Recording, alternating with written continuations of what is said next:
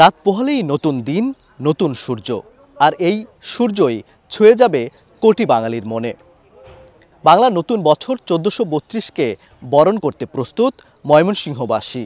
আমি এখন আছি ময়মনসিংহের মাসকান্দা এলাকায় শিল্পাচার্য জয়নুল আবিদিন চারুকলা ইনস্টিটিউটে। বর্ষবরণ উদযাপনে এখানে চলছে শেষ মুহূর্তের প্রস্তুতি। বিভিন্ন ধরনের মুখোশ তৈরি করেছি, যেমন বাঘ, পেঁচা। আমরা ৩ দিন যাবৎ একাধারে এই কাজগুলো করেছি, মুখোশগুলো তৈরি করেছি।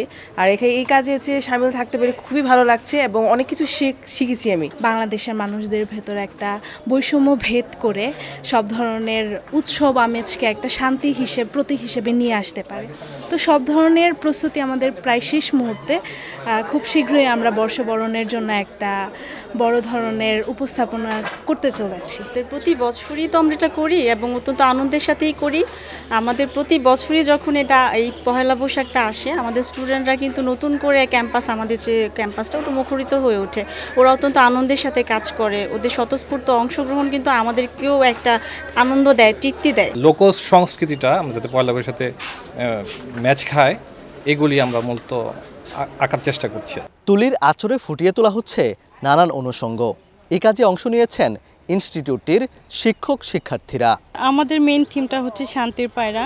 আসলে আমরা চাচ্ছি যে আমাদের দেশে দল, মত, ধর্ম, বর্ণ নির্বিশেষে সবাই যেন ঐক্যবদ্ধভাবে বৈষম্যহীন একটা বাংলাদেশ যেন তৈরি করতে পারি আমরা।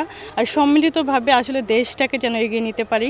সবাই সম্মিলিতভাবে জাতি, ধর্ম, বর্ণ নির্বিশেষে একসাথে বসবাস করতে পারি, সেটা চিন্তা ভাবনা করে আমরা আসলে শান্তির পায়রা, পৃথিবীতে শান্তি বিরাজমান হোক, এই থিম চিন্তা করেই শান্তির পায়রাটা সিলেক্ট করেছি এবার। নতুন বছরকে বরণ করতে সকাল ৮টায় নগরীর নতুন বাজারের ময়মনসিংহ মহাবিদ্যালয়ের সামনে থেকে শুরু হবে বর্ষবরণ আনন্দ শোভাযাত্রা।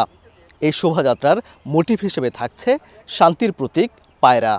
দল, মত, ধর্ম, বর্ণ নির্বিশেষে উৎসবে আনন্দে উদযাপিত হোক বাঙালির এই প্রাণের উৎসব।